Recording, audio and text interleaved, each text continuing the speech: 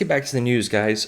Quick post from Google on the searches for the news updates for climate change. The United Arab Emirates says, as long as the world needs oil, we can give it. And tipping points are just around the corner. Let's go over to September 29th, climate and economic news roundup from climateandeconomy.com. Lots of economic woes today. It kind of goes back and forth from climate to this. On the side note, before I go on, Ian did land in Florida, over 2 million people without power. It's likely going to be maybe $100 billion of damage, my roommate was saying, from what he heard.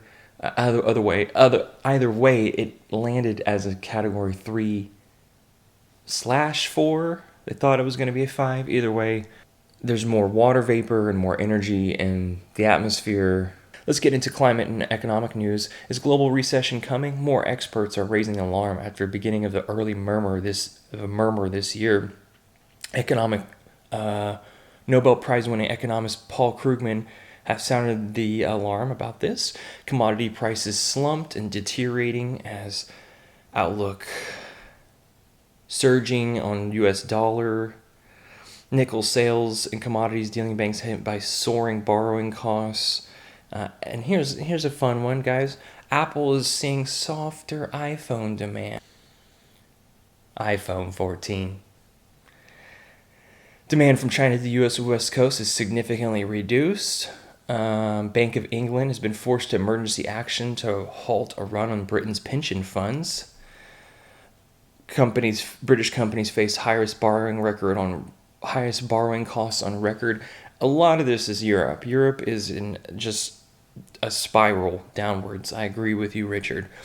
France hit by strikes over pay at multiple oil refineries. A French minister advises I'm saying this in a British accent, wear a turtleneck sweater this winter. Germans could have to give up comfort under emergency plans. Well, they took comfort from a whole lot of people back in the day. No, that's wrong. You can't fault them for World War II. You can't. That's the past. Thousands of people rallied in several eastern German states on Monday to protest government's energy policy and sanctions against Russia. Well, they can't get gas and heating, so they're going to start protesting.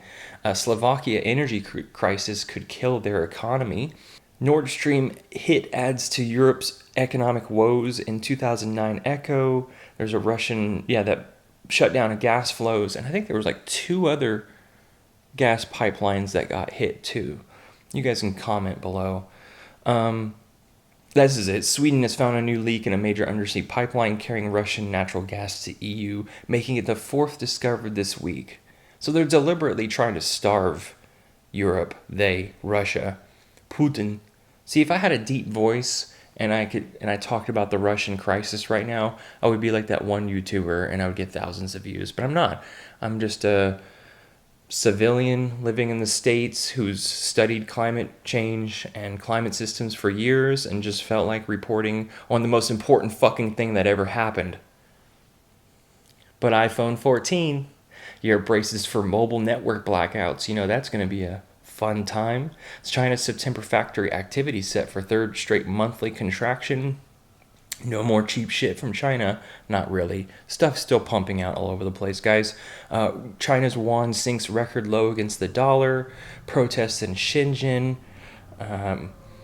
Asia's got to be prepared for this oil and gas shortage. Sri Lanka power cut because of poor government officials. Blame poor oil quality. Minister threatens legal action. Pakistan also going to brace for a rough winter. Afghanistan, Taliban fires shots in the air to disperse women's rally backing protests. Just put a 9 in each of the militants' heads.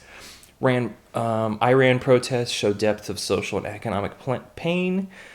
And something about Nigeria, Haiti, it's a mess. And volatility in the orderly, sedate world of bonds climbed further on Wednesday to one of the highest levels since the 2007-2009 financial crisis and recession.